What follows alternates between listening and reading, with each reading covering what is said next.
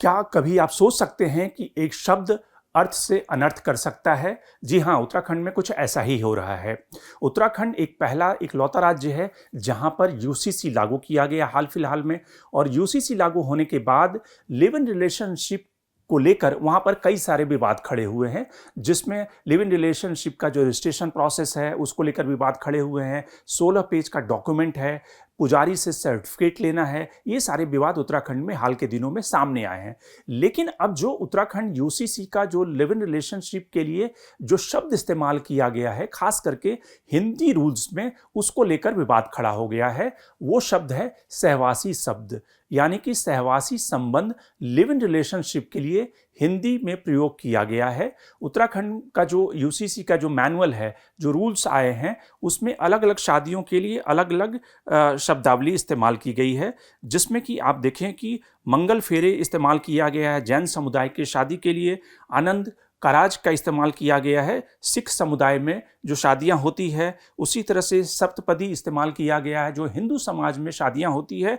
इसके अलावा निकाह जो मुस्लिम समुदाय की शादियां हैं उसके लिए इस्तेमाल किया गया है, और होली यूनियन जो है वो इस्तेमाल किया गया क्रिश्चियन समुदाय के लिए, और पवित्र मिलन उसका हिंदी अनुवाद इस्तेमाल किया गया हिंदी रूल्स में। लेकिन लिव इन रिलेशनशिप के लिए सहवासी संबंध का इस्तेमाल किया गया है, जिसको लेकर बीजेपी और कांग्रेस एक तरह से फ्रंट फुट पे आ गए हैं। कांग्रेस का कहना है कि कहीं ना कहीं सरकार उत्तराखंड को बैंकॉक बनाना चाहती है, और जिस तरह से सहवास शब्द का इस्तेमाल किया गया है, कांग्रेस समझती है कि सहवास शब्द सेक्सुअल इंटरकोर्स के लिए इस्तेमाल होता है, और हाल के दिनों में आप देखें कि इस शब्द का ज़्यादातर इस्तेमाल जो किया गया है वो सेक्सुअल एक्ट के लिए इस्तेमाल किया गया है। तो इसलिए कांग्रेस को आपत्ति है कि उत्तराखंड जैसी क्लोज डोर सोसाइटी में इस तरह के शब्दावली से लोगों में भ्रांति फैल सकती है। लोग जो कस्टम, वहाँ का जो कल्चर है वो इम्पैक्ट हो सकता है, प्रभावित हो सकता है, और बीजेपी के जो नेता हैं वो भी इस शब्द के इस्तेमाल पर उन्होंने अपनी आपत्ति दर्ज की है।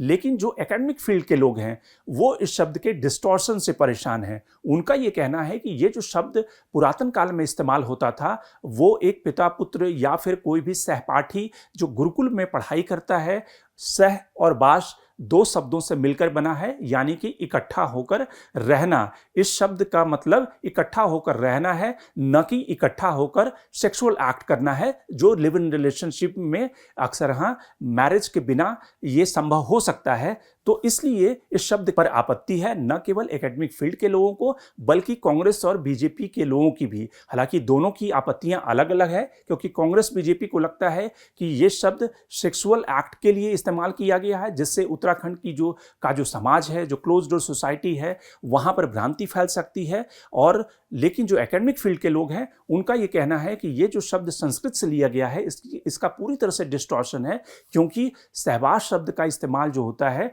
वो गुरुकुल में रहने वाले, इकट्ठा रहने वाले, पिता पुत्र रहने वाले, भाई बहन रहने वाले जो इकट्ठा रह रहे हैं एक छत के नीचे, उनके लिए किया जाता है, न कि बिना शादी के